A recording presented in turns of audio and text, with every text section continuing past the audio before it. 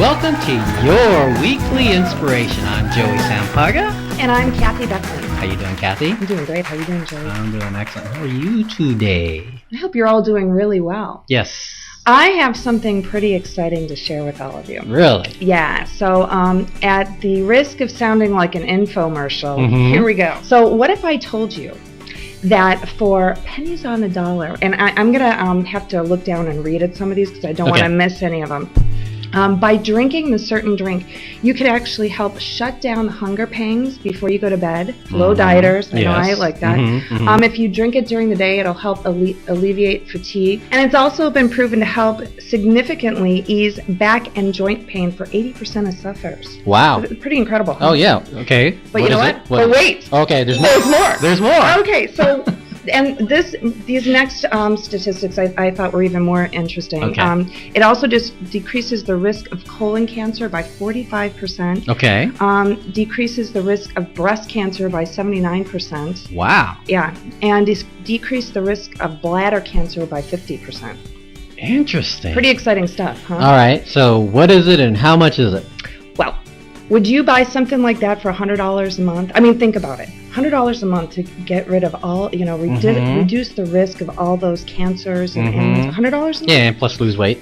Plus lose weight. Okay, sure. Boost your energy, help eliminate. Sure, I know a lot of things that are out there, like $150 a month, $200 a month. Sure, I would definitely do it. Okay, well, it's not $100 a month, Joey. Really? Yeah, it's even less. And it's not even $50 a month. No way. Wait. Sign me up. Okay. You know what? You're already signed up. What? It's water.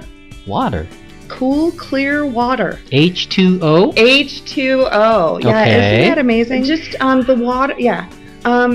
We've gotten so far away from the just everyday basics that our body needs to sustain itself. Think back like 100 years ago. Okay. We used to, I wasn't here 100 years ago, and neither were you, but back in, the early 1900s, what was life like back then? You actually... It was very simple. It was simple. If you wanted an egg, what did you do? You went out to the chicken coop, and you got the eggs, and you brought it back. Chicken with the egg, right? Do you squish them to get them? Okay, I don't think they actually had to squish the chicken, okay. But they did have to go out and get the egg, right? So yes. You didn't just turn around, pivot, and open the refrigerator and get an egg. You actually had to go out and get the egg. So you had to actually milk the cow for the milk. And you know what? If you did go down to the store, you were probably either walking a mile or two or getting on your horse to go get it. Things like that we just don't have to do anymore. And now we have to find ways to move. We have to go to a gym. Can you imagine 100 years ago if somebody suggested opening a gym? They'd be, what are you, crazy? Yeah, because they did all their walking and they didn't have as part of life. Yeah, absolutely. Yeah. Even growing up, when we did the laundry, we didn't have a clothes dryer, so we would have to take the laundry in the basement, put it in the basket, walk upstairs, go outside, hang it. God forbid it started raining. Like I said, I grew up in Buffalo, so that was a regular occurrence. We'd go running outside to go get the laundry. Now all I do is I bend over a couple times, take it out of here, and put it in there. Well, now you don't even have to bend over because they have the little platform things, right? You just That's right. That's right. And then they have the built-in ones where you just wash her and it all automatically dries right afterwards. You know what? Pretty soon we're going to get to the Jetsons where you don't even have to take the clothes off. It'll just wash them right on your body, and we'll be good to go.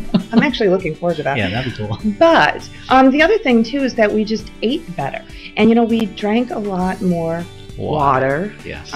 Milk. Juices were really juice. They actually did squeeze. Yeah, they actually squeezed them, right? That they did squeeze. So I'm just here, what I wanted to do this week was to remind everybody to drink water. Drink your 8 glasses of water. Okay. And also, please try to eliminate buying the bottled water. The bottled water is just so bad for not only the environment, but it's bad for you as well. Yeah, you were telling me a story about when you used to sell water filtration systems, right? Yeah, back in Buffalo, I used to sell water purification systems. So they were RO units. And I was at a client's house, and what we would do is we would take their tap water and we would add some chemicals in it and to make the elements that were in there heavier, so you could actually see what was in there. And they were horrified, as everybody was. It was the shock value of it. And they said, okay, well, let's test out my bottled water. And honestly, the reason that they wanted me to do that was because they thought that my testing was skewed. They figured that it just would happen to anything, right? So we tested their bottled water, and their bottled water actually came up worse than the tap water. Now, this is back in the early 90s in Buffalo, and the bottled water wasn't as prevalent as it is today. So after I left their house, I did a little bit of research, and I was horrified because they found that most of the water that's in the bottled water just comes from tap water. I really believe that that's one of the main reasons why we're seeing so many more, cancers and diseases. It's all the that's true stuff that we're putting in. So when you're drinking your water, I happen to bring a nice little glass here. Drink it in a nice glass, and this is a shameless plug for Dogfish Head beer. Here you go, Lewis. This is for you. But but yeah, seriously, drink it in the glass. They had REI, and so many of the stores now sell those stainless steel. Exactly, for what, like $10? And just purify the water at home, or just get it out of your tap. So much of the tap water is better than the bottled water these days. Wow. Yeah, and if you don't like the taste, squish a little bit of lemon in there. Yeah, and I think that's a great idea. You had said that earlier. Why not get a lemon? A lot of us here in Arizona have lemon trees, or your neighbor does. I know I have a lemon tree, and I just put the lemons out for my neighbors to come by and get it. Speaking of 100 years ago, well, this wasn't that far back. It was 20 years ago, in the 80s, when bottled water first came out, Calistoga and all. I used to make fun of my mom. I mean, when did we start to pay for water, other than the water that we pay for our bills, and now they were selling it in a bottle, and I was just laughing at the time. I was like, what else are they're gonna start selling? Air, exactly, which they did. I know, right? The oxygen. You stick in whatever. Try quitting smoking. Yeah, exactly. But it's just weird how everything is being sold.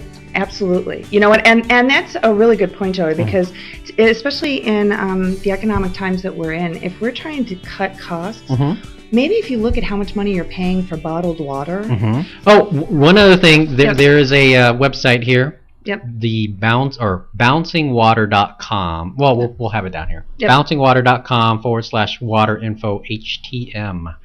So take a look at that website. You get more information, and hey, send us a comment. Tell us what you think. Tell us how much water you drank this week. That's right. That'd be kind of cool. Good point. Yeah. And whoever drinks the most water will win a prize. Oh, okay, great. They'll lose weight. I'm going to start drinking that. So until next time, you have a great day. And have an inspired week. Bye.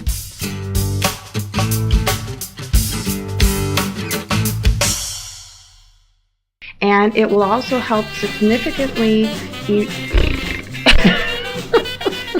just stumbled right over my Did you? Yeah.